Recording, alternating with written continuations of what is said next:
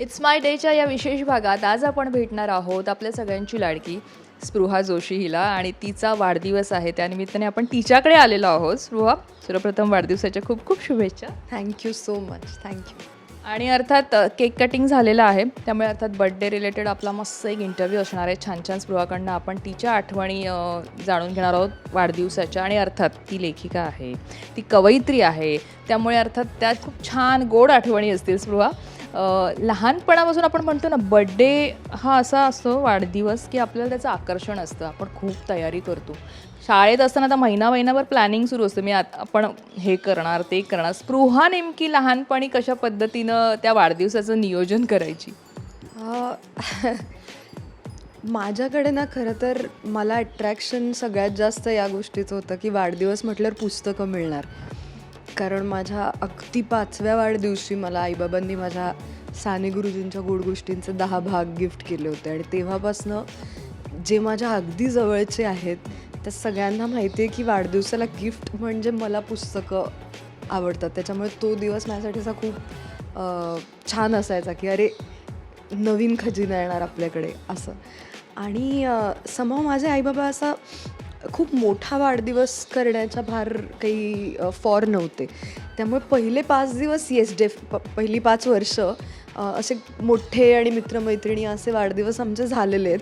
पण त्याच्यानंतर त्यांनी मला सांगितलं की आता आपण आपला आपला वाढदिवस करू.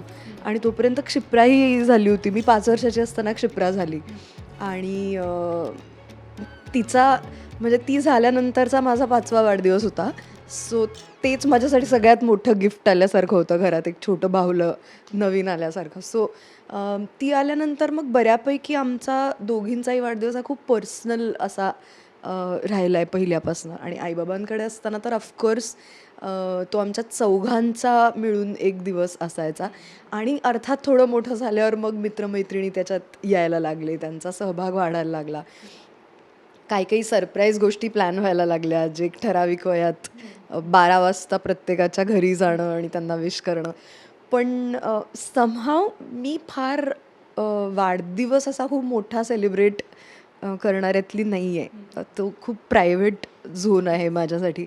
आणि आई काहीतरी त्या निमित्ताने माझ्या आवडीचं करायची किंवा माझ्या घरी खूप सुंदर चॉकलेट्स करते, तर ती चॉकलेट्स करायची किंवा केक्स करायची आमच्यासाठी. माझ्या प्रत्येक वाढदिवसाला एक 5-6 वर्षापर्यंत पहिल्या आईने तिच्या हाताने घरी केक बनवलेत वेगवेगळे.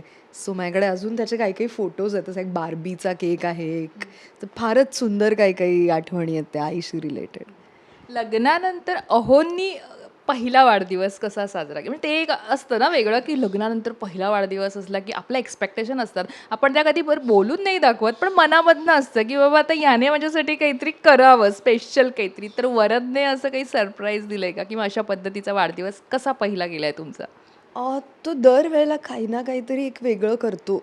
म्हणजे एकतर त्याला लोकांना surprise, I don't know how, मला ते जमत नाही. म्हणजे ती कला आहे ॲक्च्युली, की सरप्राईज प्लॅन करणं किंवा लोकांना आवडतील असे गिफ्ट्स देणं ही एक वेगळी कला आहे, जी त्याच्याकडे आहे. आणि फार साध्या सोप्या गोष्टींमधनं तो ते करतो. म्हणजे त्याच्यात फार काही असं मोठं जेस्चर असतं किंवा अशातला भाग नाही आहे.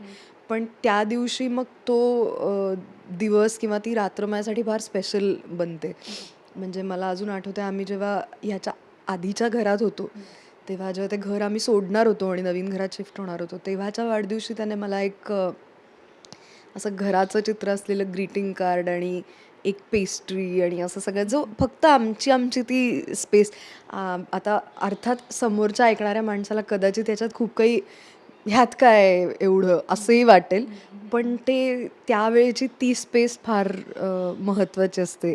आणि ते तशा पद्धतीने प्लॅन करणं, त्याला दरवेळेला माहिती असतं की मला एक्झॅक्टली काय गिफ्ट द्यायचं आहे किंवा मला त्या वेळेला कशाची गरज आहे. सो त्याने अशी अनेक उपयोगी आणि महत्त्वाची गिफ्ट्स मला आत्तापर्यंत दिली आहेत. एखाद वेळेला एखादं फार सुंदर पुस्तक, एखाद वेळेला डायरी, एखाद्या वेळेला मी खूप आधी कधीतरी म्हणून ठेवलेलं असतं की अरे मला ना ही गोष्ट, एकदा त्याने मला एक वॉच दिलं होतं, स्पोर्ट्स वॉच. सो असे छोटे छोटे गिफ्ट्स तो लक्षात ठेवून खूप छान पद्धतीने देतो. हे सगळेच मला वाटतं आठवणीतलेच वाढदिवस झाले. पण तरीसुद्धा अशी एखादी गोष्ट तुझ्या आयुष्यात खूप छान घडली आहे आणि निमित्त वाढदिवसाचं आहे किंवा जवळपास तो आहे, असं काही तुला असं काही झालंय का? म्हणजे असं असतं ना, आपण म्हणतो की शुभ घडतं सगळं. कारण आपले प्लॅन्स असतात. आपण तितके पॉझिटिव्ह असतो, एनर्जेटिक असतो. त्या दिवसाकडे पाहण्याचा दृष्टिकोन आपला तसा असतो. सो तुझ्या बाबतीत असं कधी घडलंय? काहीतरी करिअरमध्ये काहीतरी वेगळं छान घडलंय? आम, मला असं वाटतं की वाढदिवसाच्या दिवशी आयदर काम करावं किंवा शहराच्या बाहेर असावं. म्हणजे शहराच्या गडबड गोंधळात आपण शक्यतो असू नये किंवा मग आपल्याला जे सर्वात आवडणारं काम आहे ते आपण करावं. म्हणजे माझे अनेक वाढदिवस हे नाटकांच्या प्रयोगाच्या दरम्यान साजरे झालेत. म्हणजे नांदी नाटकाच्या वेळेला माझा आणि शरद पोंक्षेंचा वाढदिवस एका दिवशी असतो. सो नांदीच्या वेळेला आम्ही आमचा वाढदिवस एकत्र सगळ्या टीमने मिळून साजरा केला होता. किंवा अनेक ठिकाणी असं होतं की विनोद लव्हेकर आमचे दिग्दर्शक, एका लग्नाची तिसरी गोष्टच आहे, त्यांचा वाढदिवस 12 ऑक्टोबर म्हणजे काल आणि माझा 13 ऑक्टोबर. सो तिथे सेटवरती आमचा वाढदिवस एकत्र दोघांचा सेलिब्रेट केला होता. आणि मला नेहमी असं वाटतं की जर वाढदिवसाच्या दिवशी तुम्ही काम केलंत तर तुम्ही पुढचं अख्खं वर्ष काम करता. ही माझी एक काय श्रद्धा म्हणू पण तशी आहे. पण जर काम आता यंदा मी काम करणार नाही आहे, हा माझा चॉईस आहे की यावर्षी वाढदिवसाच्या दिवशी दमवणारं कुठलंही वेगळं काम करायचं नाही. पण मग बहुतेक त्या निमित्ताने कुठेतरी बाहेर आम्ही जाऊ असं मला वाटतंय आता.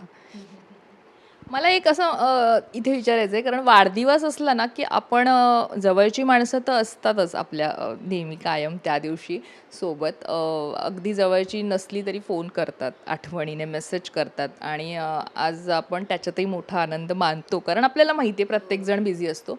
पण मला असं तुला इथे विचारावं असं वाटेल की तुम्ही जे कलाक्षेत्रात जी वाढणारी लोकं आहात, तिथे ते तुमचं घर आहे आणि तिथे तुम्ही छान नांदताय. सो अशा तुला जर असा एखादा तुझी आवडता सेलिब्रिटी किंवा एखादा मग बॉलिवूडमधला म्हण किंवा मराठी इंडस्ट्रीतला म्हण, की त्या निमित्ताने त्याने भेटावं त्या दिवशी, म्हणजे ज्याचा आपण कधी आदर्श मानत असशील तू किंवा तुला आवडत असेल तो किंवा ती, तर त्याने आपल्याला भेटावं, तर असा कोणता सेलिब्रिटी असेल किंवा काय बोलावं किंवा त्या सेलिब्रेशनमध्ये त्याने सामील व्हावं असं जर म्हटलं तर तो कोणता असेल?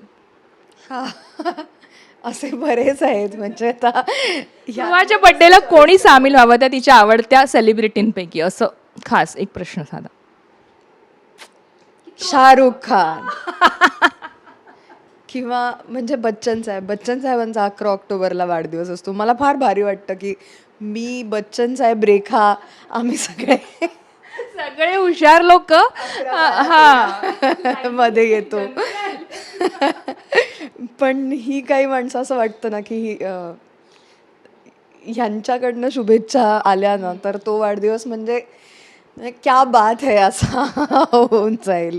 किंवा मी झाकीर खानची भयंकर फॅन आहे, भयंकर. सो झाकीरने समजा मला एक विश केलं तर झालं, म्हणजे त्या दिवशीचा वाढदिवस माझा ओ सार्थकी लागला असं होईल. आणि शाहरुखचाच फोन आला तर ओ म्हणजे मी रडेन बिडेनच कदाचित.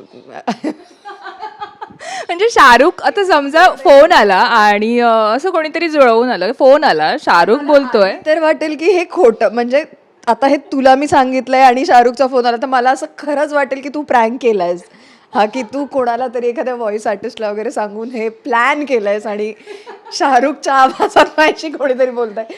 माझा विश्वास बसणं अशक्य आहे पहिली काही मिनटं, तर मी ब्लँकच असेल बहुतेक त्या फोनवरती. आणि थँक्यू सर इतकंच म्हणू शकते त्यावरती. कधी योग आला असा शाहरुख खानशी भेटायचा किंवा असा? योग गेलाय माहितीये का. म्हणजे मी तुला सांगते, मी एक ॲड करणार होते, एक TVC करणार होते आणि बऱ्यापैकी त्या गोष्टी पुढे गेल्या होत्या. पण त्या ज्या तारखा होत्या त्या पुढे गेल्या आणि नेमक्या त्या तारखांमध्ये माझी अवेलेबिलिटी नव्हती आणि ती ॲड झाली नंतर. त्यात शाहरुख होता. ऑफकोर्स त्यांच्याबरोबरच ॲड होती, पण मला इतकं वाईट वाटलं त्या गोष्टीचं की अरे. आणि सेम बच्चन साहेबांच्या पण बरोबरची एक TVC, त्याच्यातही असं झालंय की गेल्या वर्षीची गोष्ट आहे, ती मी करणार होते आणि सेम त्यावेळेला त्या डेट्स होत्या आणि सगळं पुढे गेलं आणि मग त्या डेट्स पोस्टपोन झाल्या आणि मग त्यामुळे काय आता इजा बिजा झाले तिजा व्हायला नको बस असं वाटतंय. नाही, पण नक्कीच ही स्पृहाची इच्छा पूर्ण होईल की शाहरुख बर्थडे विश आपण हे करूया की शाहरुख खान फोन करेल हॅपी बर्थडे स्पृहा. तू हा सगळा केक संपव. इतकंच मी म्हणू शकते आत्ता. आणि मराठीमध्ये जर स्पृहाला म्हटलं की मराठीमध्ये तिला अशी कोणाकडनं अपेक्षा आहे की यार या माणसानं बड्डेला मला मराठीमध्ये असं आहे की जो तुझ्या जवळचा आहे की याने विश करावं किंवा तुला आवडेल. ॲक्च्युली तसं बघायला गेलं तर सगळेच मित्रच आहेत. आपली इंडस्ट्रीच अशी आहे की आणि सगळे आठवणीनं एकमेकांना फोन करतात आणि विश करतात, खरोखरच करतात. म्हणजे आता अर्थात फेसबुक म्हणा किंवा इंस्टाग्राममुळे ते तसं सोपंही झालं आहे. आता आपल्याला माहिती असतं की आज ह्यांचा वाढदिवस आहे किंवा पण हे सगळे लोक फार आठवणीने विश करतात. जयवंत वाडकर हे त्यातलं एक फार महत्त्वाचं नाव आहे. कारण वाड्या काका प्रत्येकाला म्हणजे ज्यांचे नंबर्स आणि त्यांच्याकडे जगभरातले नंबर आहेत. मला म्हणजे अजिबात आश्चर्य वाटणार नाही जर जो बायडनचा नंबरसुद्धा त्यांच्या फोनमध्ये असेल आणि त्यांनाही फोन केला विश करायला आणि ते मराठीत संस्कृतमध्ये विश करतात. आपली काय परंपरा आहे वाढदिवसाची हे ते प्रत्येक वाढदिवसाला माझ्या आठवणीतल्या त्यांनी केलं आहे. हे सोपं नाही आहे गं, ही कमिटमेंट आहे. म्हणजे तुम्ही मला फार असं कधी कधी वाटतं की प्रत्येकाशी वागताना एक एक कमिटमेंट ठेवून वागणं आणि रोज त्या प्रत्येक माणसाला स्वतःचा तितका वेळ देणं ही खूप मोठी गोष्ट आहे. मला खूप भारी वाटतं वाढदिवसाला त्याचा फोन आला की. आणि खरंच त्यांचं म्हणजे मला पण हे आहे कारण ते दर वाढदिवसाला फोन करतात 5 मिनिटं घेऊ तुझी आणि ते छान. कधीही भेटली असशील तरी कुठेही भेटली असशील तरी फक्त त्यांनी आणि असतोच त्याच्याकडे तुझा नंबर सेव्ड असतोच एकदा तू त्याला भेटलेली असलीस की. म्हणजे hats off to him for that. मला सांग कविता तर तू इतक्या सुंदर करतेस त्यामुळे असं असतं ना की वाढदिवसाच्या दिवशी किंवा तो आपल्यासाठी स्पेशल दिवस असतो म्हणून स्पृहा खास असं काही लिहिणं तिला आवडतं लिहायला किंवा अशी सुचली आहे एखादी कविता. नाही असं नाही होत. म्हणजे मी खरंच सांगते मला जेव्हा सुचतं तेव्हा लिहिते, जेव्हा नाही सुचत तेव्हा महिनोन्महिने असे जातात की काहीही लिहिलेलं नाही आहे. सो असं आज स्पेसिफिकली बसून आजच्या दिवसासाठी काहीतरी लिहिलं असं नाही होत नक्कीच. म्हणजे पण अशी एखादी कविता आता स्पृहा आपल्याला भेटली आहे त्यामुळे अर्थात प्रत्येकाची ती अपेक्षा असतेच. वाढदिवस जे आपण म्हणतो की जसं मी सुरुवातीला म्हटलं की आपल्या आयुष्यातला एक मोठा दिवस, आनंदाचा दिवस, खूप पॉझिटिव्ह विचार करण्याचा दिवस आणि कितीही थकलेलं असलो तरी ती एनर्जी घेऊन पुन्हा जगण्याची धडपड करण्याचा दिवस. असं खूप वाढदिवस म्हणजे माझ्या डोक्यात हे असे विचार येतात की की त्या दिवशी आपण नव्याने काहीतरी परत विचार करतो पुढचं सगळं नीट होण्यासाठी. तर याला रिलेट अशी स्पृहाकडे काही 4 ओळी आहेत की जे पॉझिटिव्ह एनर्जी देतील किंवा त्या तुझ्या कवितांमधनं. मोबाईल जवळ आहे पण तरीही ते शोधूनच काढायला लागेल. इतक्या क्लटर्ड नोट्स असतात माझ्या की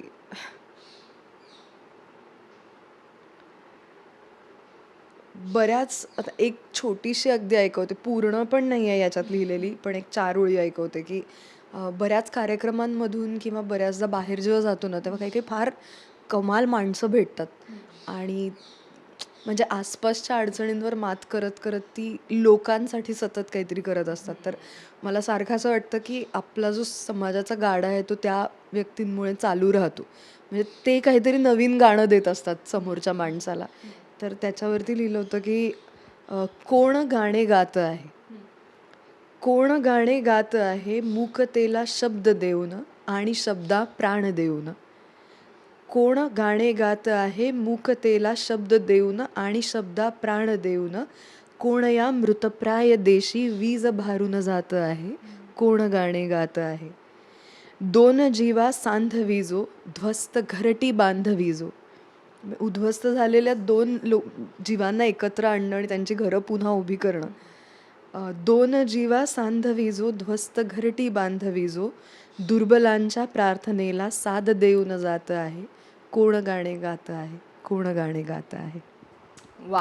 म्हणजे पण तुझ्या जेवढ्या कविता मी आत्तापर्यंत ऐकलेल्या आहेत ना, रिलेट करतो माणूस प्रत्येक सिच्युएशनला. कारण अर्थात कवी मनाचे किंवा कवी जे आहेत किंवा लेखक जे आहेत ते बऱ्याचदा असं ऐकलेलं आहे की ते जाता येता त्यांची नजर आणि त्यांचे कान असे सगळे हे असतात, ओपन असतात आणि त्यांचं लक्ष असतं की ते टिपत असतात. हां, म्हणजे खरं तर तसं आपण सगळेच करत असतो. काही लोक ते उतरवून काढतात इतकंच आहे ते. आणि आणि आपण ते विसरतो किंवा आपल्या स्मरणात असतं ते उतरवणं राहून जातं. म्हणून आपले लेखक आणि कवी स्पेशल असतात त्यांच्या त्यांच्या ठिकाणी. सो स्पृहा, बड्डे आपण जसं म्हटलं की फोटो खूप काढतो आपण बड्डेला, आपल्याला आवडतात किंवा लहानपणी पण आपण तू जसं एखादा फोटो आपण लहानपणी आपण दुकानात जायचो जिथे फोटो लॅब असेल तिथे जायचो. आता आपल्या हातात मोबाईल आला आपण काढतो. तर स्पृहाला असे फोटो काढणं, त्या आठवणी जपणं मोबाईलमध्ये किंवा असं आपल्या संग्रही असणं किती आवडतं हे सगळं? मला आता खूप नाही आवडत. म्हणजे आता फोटो काढताना जरा थोडासा बारीक एक कंटाळा मला येतो. पण मला ना जुने फोटो बघायला खूप आवडतं. म्हणजे माझ्या आई-बाबांच्या घरी आमचे इतके जुने, जुने, जुने फोटो आहेत आणि आमचेच असं नाही, पण अगदी आजी-आजोबांचे, आई-बाबांचे जे ब्लॅक अँड व्हाईट फोटो असायचे, जे आपण प्रिंट करून काढायचो किंवा जे चुकलेले फोटो असतात बघ, म्हणजे कोडॅकच्या त्या कॅमेऱ्यामध्ये 36च फोटो असायचे, कंपोझिशन चुकलंय. आता आपल्याकडे एक फोटो जरासा हे झाला, हलला, लाईट गडबड झाली, की आपण पटकन तो एडिट करतो, पटकन हे करतो. पण तेव्हा ती पण लक्झरी होती. सो एक फोटो काढताना तो 36 फोटोंचा रोल आपण कसा वापरतोय, काय वापरतोय, याच्यात खूप जीव ओतायची माणसं. माझा काका ज्याच्याशी माझी फारच अटॅचमेंट होती, तो 6-7 वर्ष झाली आता तो गेला. पण तो स्वतः फोटोग्राफर होता. सो त्याने काढलेले काही फोटो आहेत आमचे. सो अशा काही फार जवळच्या गोष्टी. सो अल्बममधले ते जुने फोटो काढून बघत बसायला मला खूप आवडतं. त्या मानाने आता सेल्फीज किंवा आत्ता चल ना पटकन भेटलोय तो फोटो काढू, हे मला थोडासा कंटाळा आहे. नाही असं नाही, आता त्या फ्लोमध्ये आपण सगळेच ते करतो. कुठे ट्रिपला गेलो, पिकनिकला गेलो, पार्टीला गेलो, ते होतंच. पण फोकस तो होत नाही माझ्याकडनं कधी, की आता बऱ्याचदा नंतर आठवतं, की अनेक मित्रमैत्रिणींना मी म्हणते, की "अरे आपण भेटलो यार, आपण फोटोज नाही काढला." आता सोशल मीडियाला कसं कळणार आपण मित्रमैत्रिणी आहोत ते. कारण विसरून जायला होतं आणि मग नंतर आठवतं, की "अरे यार, हे राहिलंच." पण कधी-कधी तेही बरं वाटतं. असं वाटतं, की त्यापेक्षा ॲक्चुअल जो वेळ एकमेकांबरोबर घालवला तो जास्त छान आहे. तो जास्त वेळ कदाचित लक्षात राहील. बर्थडेचं स्पेशल गाणं कुठलं कसं तुला आवडतं खास करून ते ऐकायला? कारण आता जसं मगाशीच मी म्हटलं, की यार ते "बारा बारा दिन" हे तर आपलं गाजलेलं गाणं आहे, की ते तरी वाजलं की जरा एनर्जी येते अंगामध्ये. पण स्पृहाचं असं बर्थडे विषयीचं खास असं गाणं तिला आवडतं स्पेसिफिक की ते? काय रेग्युलर हॅपी बर्थडे टू यूच आहे. एखाद्या सिनेमातलं किंवा मध्यंतरी तुला माहिती आहे ते Instagramवरती काही काही फार फनी गाणी पण येतात त्याच्यात. हॅपी बर्थडे टू यू जी, ते जे गाणं आहे ते मला खूप आवडतं. त्याच्यात एक काहीतरी खूपच मजा आहे. काहीतरी मला आता ते आठवत नाही. काहीतरी पार्टी को बुलाओ जी वगैरे असं काही आहे त्या गाण्यात आणि ते खूप फनी त्याचा साऊंड आहे. तर ते तुम्ही शोधा गाणं आणि ते मी केक कट करत असताना. ओके. मला एक प्रश्न शेवटचा असा, की मोठे होतो तसं आपलं वाढदिवस जसं तू म्हणालीस तसं, की वाढदिवसाकडे बघण्याचा दृष्टिकोन बदलतो. तो साजरा करण्याचं आपलं एक नियोजन, प्रयोजन सगळं बदलतं.